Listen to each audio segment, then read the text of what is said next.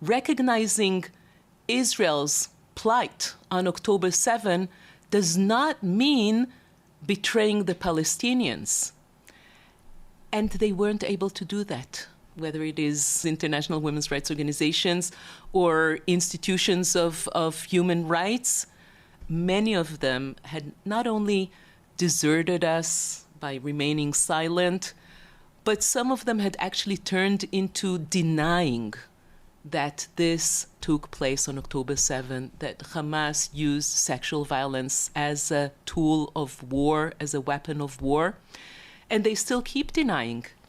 And that's what made this particular initiative so necessary. How can you call yourself a female rights organization if you're choosing to silence a group of women based on their identity, based on their nationality, their ethnicity, whether they are to be believed or not?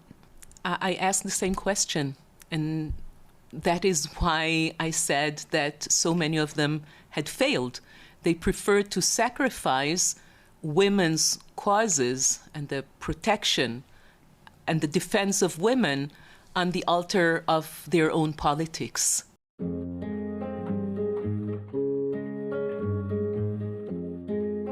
This is East to West. I'm your host, Sarah Martinez Amir, and today's topic of discussion is a difficult but necessary one. A recently published independent report reveals that sexual violence was widespread and systematic on October 7th in at least 6 locations, proving beyond any doubt that Hamas used rape and other forms of sexual violence as a tactical weapon of war with the goal of terrorizing and dehumanizing Israeli society.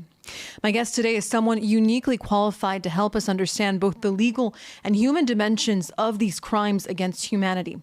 Professor Ruth Halperin-Kaddari is one of the 3 authors of the groundbreaking report, which was published by the Dinah Project, a project by the Rahman Center at Bar-Ilan University. She's also a leading gender crimes expert, a law professor at Bar-Ilan University, and previously served as an independent expert on the UN Committee on the Elimination of Discrimination Against Women. Ruth joins me today to walk us through what the report reveals, what it means for international justice, and why the response, particularly from the global women's rights community and the UN, has been so painfully absent. We'll discuss the challenges of gathering evidence in an active conflict zone, the failure of international bodies to respond swiftly or meaningfully, and what it has felt like for Ruth, as both an Israeli woman and a human rights expert, to witness her field largely turn away from the very victims it claims to defend. Ruth, thank you very much for joining me today to discuss this difficult but important topic. I want to ask you, why is such a report even needed to begin with, and why has there been such a silence when it comes to these atrocities? Well, first of all, thank you for having me on your show. Well, there's no simple answer for that.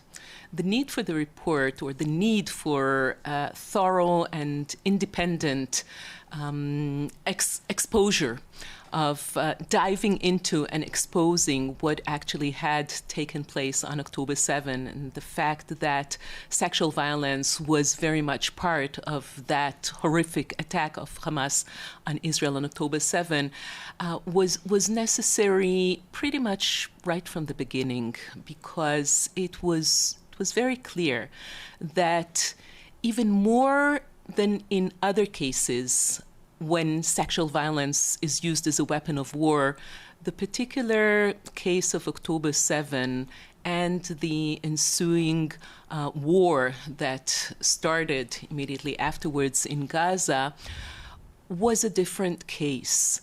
Now, whenever sexual violence is used as a weapon of war, there are huge challenges, legal, mostly legal, and political challenges to pursue justice. It's very complicated. October 7 epitomizes these challenges in perhaps an extreme way, particularly the fact that there are no witnesses who are able to talk, for the very grim reason that most of them had been murdered. And the very few that survived were and still are too traumatized to speak. But this is the case very often when sexual violence is used as a weapon of war. But then there are more layers to October 7. There is the layer of no hardcore forensic evidence because the bodies were buried very, very fast, according to the Jewish tradition. The authorities were also unaware that this was actually part of the attack. But then add to that all the political layer. So very soon, those who we would have counted on for supporting us and for condemning Hamas found themselves in a situation which I personally see as a failure on their part, contemplating whether recognizing the evil that had taken place on October 7 and recognizing that Israel was the victim here and that Hamas, whom many of them regard as freedom fighters and as resistance fighters, were actually rapists and were just like ISIS and Boko Haram. In their mind, and this is what my understanding is, in their mind, if they had in fact admitted and called Hamas for what they are, that would have meant that they are betraying the Palestinian cause. And why is this a failure? It is a failure because if you really are a human rights defender, and a women's rights defender, and you are committed to protecting and to promoting human rights, women's rights, everywhere, no matter what the nationality is and who the person is, then you must be able to hold a more nuanced case. You must be able to understand that there had been victims here, and no matter what you think about what the government is doing or not doing, they deserve justice, and they deserve recognition of what happened to them, what happened to us. And you have to be able to hold these two truths together. Recognizing Israel's plight on October 7 does not mean betraying the Palestinians. And they weren't able to do that. They, at least many of them, whether it is sisters, women's rights organizations, international women's rights organizations, or institutions of human rights, many of them had not only deserted us by remaining silent, but some of them had actually turned into denying that this took place on October 7, that Hamas used sexual violence as a tool of war, as a weapon of war. And they still keep denying. And that's what made this particular initiative so necessary. I think one of the most painful aspects of this crisis, as you said, was the near total silence from these international women's rights organizations. How can you call yourself a female rights organization if you're choosing to silence a group of women based on their identity, based on their nationality, their ethnicity, whether they are to be believed or not? I asked the same question, and that is why I said that so many of them had failed. They preferred to sacrifice women's causes and the protection and the defense of women on the altar of their own politics. Ruth, what has been your experience when approaching these international rights organizations like the UN, other organizations as well? It's from the outside view, from, for Israelis, it feels like absolutely everybody is against us. Mm-hmm. Can you tell me a little bit about the experience you have had in garnering support in order to raise awareness to the plight of the victims of October 7th? I really appreciate this question because I think it's very important that people understand that in that respect, the picture is also more nuanced than what the usual conventional wisdom is. The UN is not monolithic. It's a very, very complex organization. And international human rights sphere, world, is also, it's not homogeneous. And there are agencies and there are entities and there are people, individuals who are responsible for various aspects of protecting and promoting human rights who do have integrity and who are able to come to do their job properly and not let politics interfere in their mission. And so I think that we need to mention, for instance, the Secretary General's Special Representative on Sexual Violence in Conflict, Ms. Pramila Patten, who was invited by the Israeli government and was able to perform a fact-finding mission here last year in January and February of 2024 and published her report, her findings, in March of 24, which were really the breakthrough. Or that was a watershed moment, because that was the first time when an official body of the United Nations, of the highest esteem, says that there were reasonable ground to believe that sexual violence occurred in at least 3 sites, including gang rapes, and the report talked about a pattern of bodies.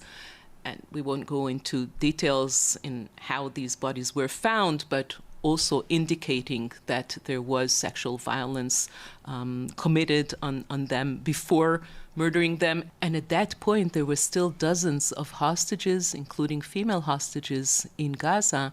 And the report found clear and convincing evidence that they had been and still were being subjected to sexual violence in captivity. I mean, Susana, who after her release came out and testified before the United Nations that she had been a victim of sexual assault during her time in captivity by Hamas. Now, before we dive into the actual Dinah Project report itself, I want to backtrack here for our listeners who might not necessarily understand what it is that we're talking about. I want to ask you, what constitutes gender-based crimes as a weapon of war, and what sets these crimes apart in a legal and humanitarian context? This is really a key issue in our work and in our book, to understand that sexual violence, when it is used as a weapon of war, it is different from what, for lack of a better word, everyday sexual violence. It is not directed against the individual.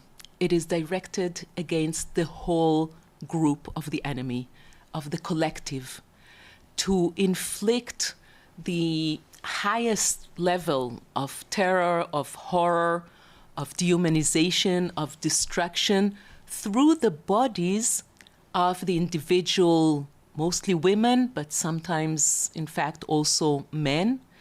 And through using it, it's as if the body of the woman becomes a symbol for the body of the whole nation. So when she is invaded, or violated, or conquered, it is as if the whole body of the enemy's nation is conquered and violated and invaded. And sexual violence as a weapon of war very often is not just rape, or perhaps not even rape. It is directed against the procreative capacities of the people. And so what we often find, as we found on October 7, is, and I'm sorry for going into detailing this, mutilation of the sexual organs, shots into the genitalia. And all this is directed towards what symbolizes the continuity of the enemy. It's to destroy the enemy through the very, very basic characteristics of procreation. Right. Which goes back to the genocidal intent of what was October 7th. Exactly. And another point that is also important to remember, because it goes to our theory of how we must prosecute and how the authorities have to go into prosecuting these crimes. It is a crime against the collective by the collective. It is a typical mass atrocity crime. It is committed not by individuals, but by the group as a whole, by the masses that come together and that support each other in being able to commit these worst kinds of human activity by supporting each other and encouraging each other to do that. And so even if we're taking one individual terrorist, and we cannot prove, we cannot identify, we cannot point out that this particular that specific terrorist committed that crime on that specific victim, we can prove that it did occur, that something occurred. Exactly. We can never prove a particular terrorist and a particular victim when it is sexual violence in war. It was a war zone, a battlefield. It wasn't a crime scene. But just like you said, we can prove that it happened, and then we can argue that they all entered with this genocidal intent, ready, prepared to commit dehumanization and total destruction in whatever means possible, using whatever weapons they had. And that's the cheapest weapon that they had. And so they're all responsible for that. This report is the first to conclusively establish that Hamas committed crimes against humanity on October 7th, as we mentioned, using rape and sexual violence deliberately as a tool of warfare. What new evidence does this report reveal? And can you walk us through the types of sexual violence that were committed by Hamas, and what patterns or indicators emerged that point to this being systematic and intentional? Right. So it's the first to actually state that we can conclude that the use of sexual violence was systematic and fits the definition of crime against humanity in international law. It was not the first to find that there are indications that sexual violence was committed on October 7. As I mentioned, the Special Representative's report last year already set that record straight. And there was afterwards another United Nations commission with similar findings that went even further than that and attributed the sexual atrocities to Hamas themselves. What we did is build upon that work, those two reports, and very, very meticulously spent thousands of hours going through all the information in open sources. It was all there, in interviews, in testimonies, in reports of those who did survive the attack, were not direct victims of sexual violence, but they witnessed. They were also survivors, and for them it also took time to step out. And what we could come up with is a conclusion that there are at least 17 eyewitnesses and ear witnesses in real time who witnessed, who reported seeing or hearing 15 different cases of sexual violence. So that refutes the argument that somebody could say, well, they were all witnessing one case. Right. So we cross-checked, we went into details of each and every testimony and report by them and by those first responders who were there to rescue, but actually found themselves collecting the bodies.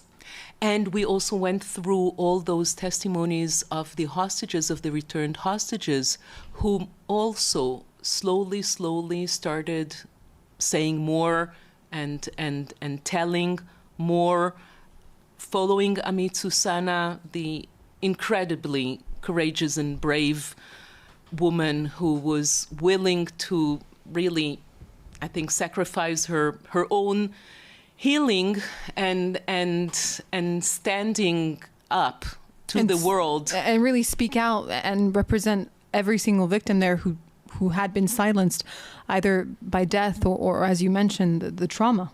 Exactly. Mentioning Amit Susana, I want to point out to another watershed moment for me is when Amit was there in the United Nations addressing the General Assembly this past October on the invitation of Pramila Patten. The occasion was commemoration of 15 years of her mandate, and she invited survivors from various places in the world. And so Amit was there next to a survivor from Ukraine, from Nigeria, from Bangladesh, and there was Amit from Israel. The same platform, the same level. That was setting the record straight. That was achieving historical justice. Now, going back to the question of the work that we did, as I said, we gathered all those informations and we analyzed them from a legal perspective according to their evidentiary value, with a view as to how they can be used later on in legal proceedings or for other exercises of investigations. So there's the category of first-hand victims, which mostly includes the returned hostages, but also a survivor of attempted rape on October 7, who had not spoken previously. And then the second circle is those 17 eyewitnesses and ear witnesses in real time.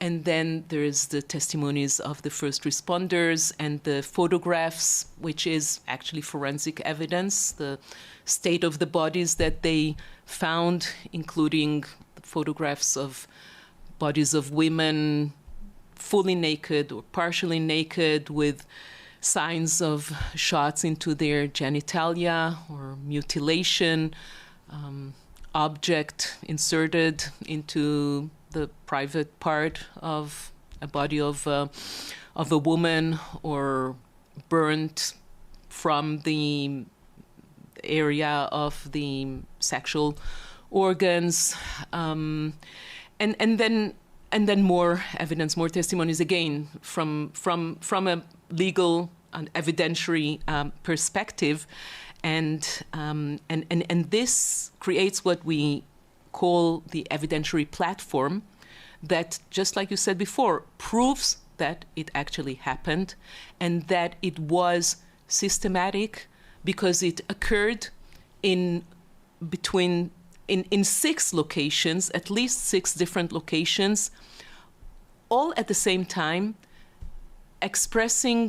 demonstrating a pattern with the same pattern of conduct, the same pattern of bodies that were found, as I described previously, in at least 6 different locations.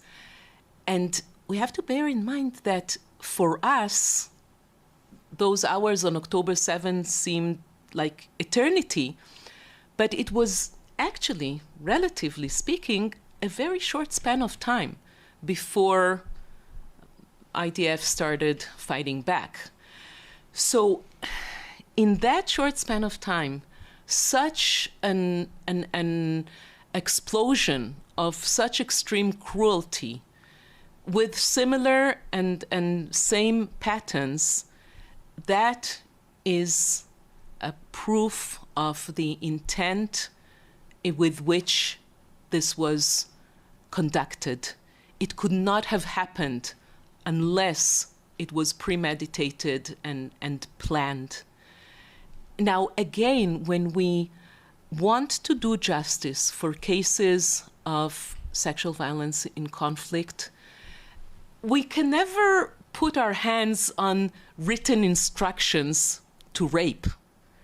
There are never written instructions to do that. There are written instructions there were, and we found written instructions to take hostages and to kill. But written instructions to rape were not found either in Bosnia or in Rwanda or in Nigeria. These things are never recorded in writing. So you have to find the other ways, the other evidence that indicates this premeditation and this usage, this systematic usage of sexual violence. When we're talking about the sexual violence that was committed on that day, after reading your report, we're talking about not only rape, we're talking about gang rape, we're talking about genital mutilation, as you mentioned. Women, as you said, exposed either completely naked or naked from the waist down. I understand sometimes tied to poles or trees. Mm-hmm. And this also includes men, from what I understood. And that didn't stop there. It was also... It continued in captivity. Exactly. Before we discuss the violence that occurred in captivity, I want to hear from you. What were some of the most shocking and gruesome testimonies that you heard from either witnesses, first responders, or even the forensic evidence that you saw? I think that, well, I try not to recall it, but some of the pictures can never be erased or unseen. And it's the pictures of lines of bodies of women and men, when some completely naked from the waist down. It's the picture of a body of a woman fully naked with object inserted in her next to her vagina. It's the description of the first eyewitness who came out with her testimony as early as November 2023. I think that her testimony was released by the police on November 13 or 12.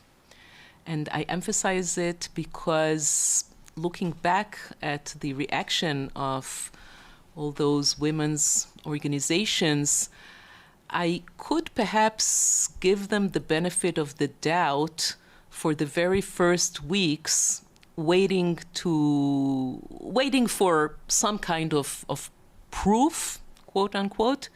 But when this first witness did tell her story, and it was recorded and it was shown in a press conference for the international media, and she described in extremely grim details the gang rape that she witnessed.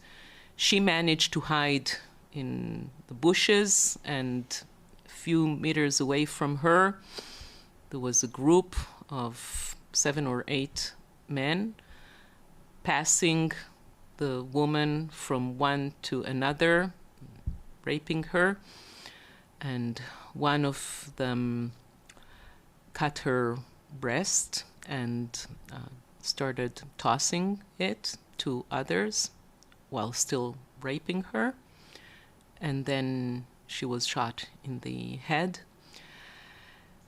Now, this was really very, very difficult to hear, to watch her testimony. It's still difficult to talk about it today. Yes, it always is difficult.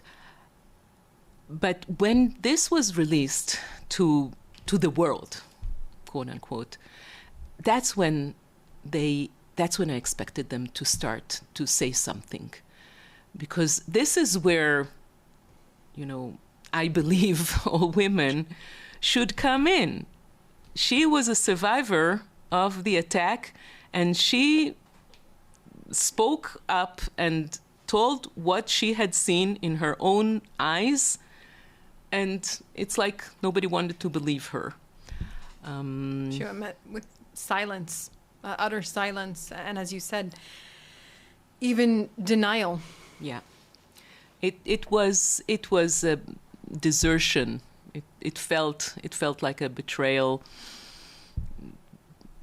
Somebody like myself, who was and actually who still sees herself as part of the international human rights world, and I served for 12 years on the UN Committee on the Elimination of Discrimination Against Women. I was vice president of the committee twice, and I only left the committee 5 years before October 7, and immediately on October 9, I sent a long email and expecting them to come up with a statement of condemnation for Hamas. What was their response? The statement that they were finally able to come up with was a huge disappointment for me. I actually cried when I received it, because it did not mention Hamas, and it did not mention Israel, and it did not mention sexual violence. It was just a very, very vague expression of solidarity with all victims, of all female victims of violence in the world, and saying something like the cause of peace is the cause of women. So it was really nothing. After you saw that email, 2 days after October 7th, after having spent years yourself working with the UN, fighting for the protection of women and gender discrimination, do you believe that the UN is still fit for its purpose, or is it in crisis now? There's no contradiction in these two options. It is in crisis for many reasons. We all know it is also a crisis, a financial crisis, but also crisis of legitimacy. But I still believe that absent the UN and its various mechanisms, the situation would have been much, much worse. And we cannot allow ourselves to give in or to step away from the UN, particularly Israel. Its whole legitimacy is dependent on the UN, on the General Assembly's resolution of November 29 of 1947. We cannot afford to step out of this organization. We have to find our ways to work from within, to find our allies. I mentioned the special representative on sexual violence in conflict. There's the special rapporteur on torture, Dr. Alice Edwards, who also came and visited Israel. She was a guest of the Dinah Project, and she talked about sexual torture during times of war. And her report also mentioned October 7 and identified October 7 as a case of using sexual torture and sexual violence as torture in time of war, also against the hostages. So there are those agencies and those entities within the system that we must find and collaborate with them and work together with them. I'm not prepared to give in on international human rights. It would cost us much, much, much more. You mentioned the hostages. We know obviously that the violence didn't end on October 7th. For many of those hostages, like Amit Susana, the sexual abuse continued in captivity. What did the report uncover about what happened to these women, these girls, these men under being held by Hamas? And what were some of the most troubling accounts that you heard? What we found is, again, a repeated pattern. sexual abuse, sexual assault, forced nudity, nudity in publicity and shaming. One example of the usage of sexual violence in conflict, which is probably often not viewed that way, is the complete shaving of body hair of men, which is in fact, again, a recurring pattern when examining these other cases around the world of sexual violence in conflict, because it is directed to erase all traits of sexuality, of procreation, going back to what I said before about the goal to destroy the procreative capacities of the enemy's community. Repeated threats of forced marriage, which is in fact disguise for rape. And then also the physical assault, like Amit Susanna described, of forcing her to perform a sexual act on her, on the terrorist that guarded her. And then I think that we can expect more as time passes, and as perhaps we cannot know. I mean, victims of sexual violence, of, as we say, everyday sexual violence, very often never speak up, or it takes them years to be able to tell what they had been through. And I think that here too, when we handed this book to the First Lady Michal Herzog on Tuesday, at the ceremony, Ilana Grichevsky spoke, and she is also one who took some time, but decided to talk about her own experience as well, talking about the sexual abuse, not knowing exactly what happened to her when she passed out, but she found herself naked when she came to. And it's really their experience to tell and to talk about and to choose when to speak out. As you mentioned, this report only represents a fraction of the actual victims of sexual violence on October 7th.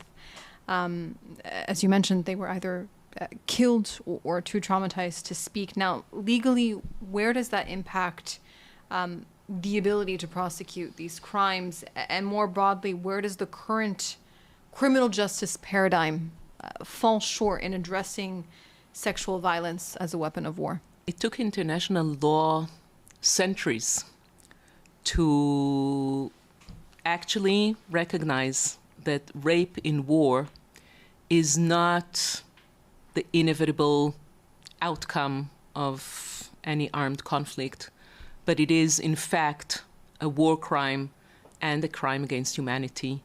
And it was only during the 90s of the last century, the special tribunals for Rwanda and for former Yugoslavia, when this was framed as a war crime and crime against humanity.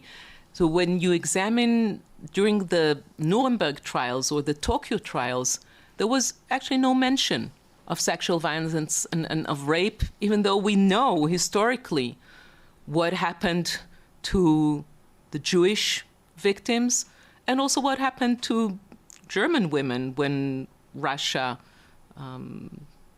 invaded Germany.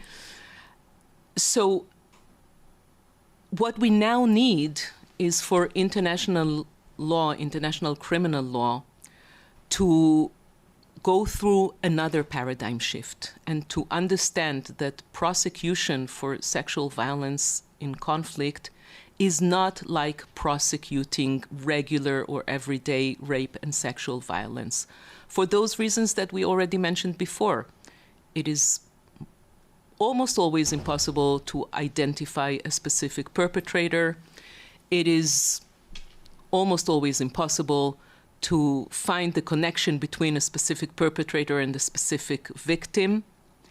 But this has to be viewed as a mass atrocity, as a crime of a collective against the collective, as a crime of the masses against the community.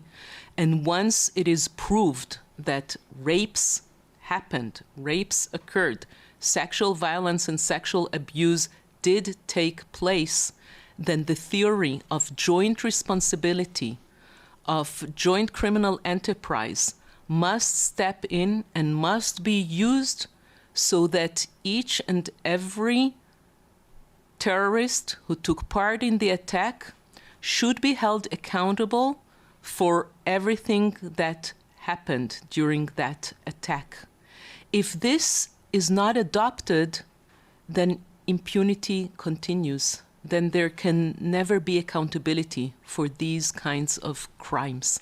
And this message is unbearable. It must be avoided.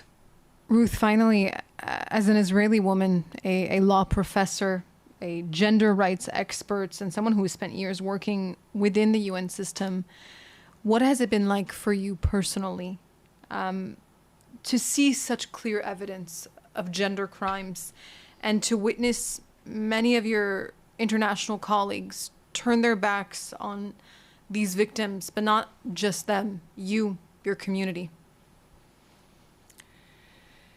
It was devastating. It was very disappointing.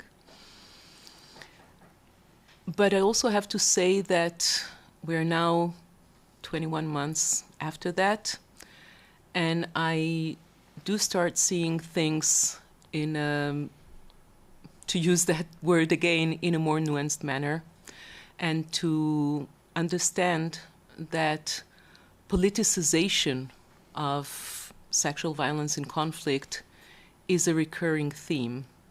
It is not unique to October 7. This is not to say that the case of October 7 expressed even more politicization, and many of those who do come to the aid of victims in other cases of sexual violence in conflict did not come to the aid of Israeli women. And again, looking back, I cannot escape the understanding that there is also double standard here against Israel, and that there is also anti-Semitism here against Israel. The fact that the rate of anti-Semitic incidents in the world skyrocketed after October 7 is a clear proof that the connection between Israel and Jews around the world had become completely distorted to only encourage anti-Semitic attacks. And this is something that is not found in other cases of the usage of sexual violence as a tool of war. But I do think that we cannot and we mustn't give in to these dark forces, and it is our aim to keep on raising the voices of those who are voiceless, to bring recognition and justice to the victims of this particular aspect of the attack of October 7. And I believe that the work that we have done is an important step in that direction. We see a huge media interest And it seems like the world is more prepared to hear now than perhaps it was prepared to hear a year ago. And perhaps when a solid piece of work comes from experts like myself, like my colleagues, former Judge Nava Ben-Or, District Court Judge in Israel, former Chief Military Prosecutor Sharon Zagagi-Pinchas, work being done under the auspices of the Rachman Center at Bar-Ilan University, a credible academic institute, then maybe it can change something in the opinion and move things forward. Ruth Halperin-Kaddari, thank you very much for your courage and clarity, and your voice has been absolutely essential to bringing the truth of October 7th to light, specifically for these victims of sexual violence. Thank you very much for taking the time to speak with us today. Thank you, Sarah.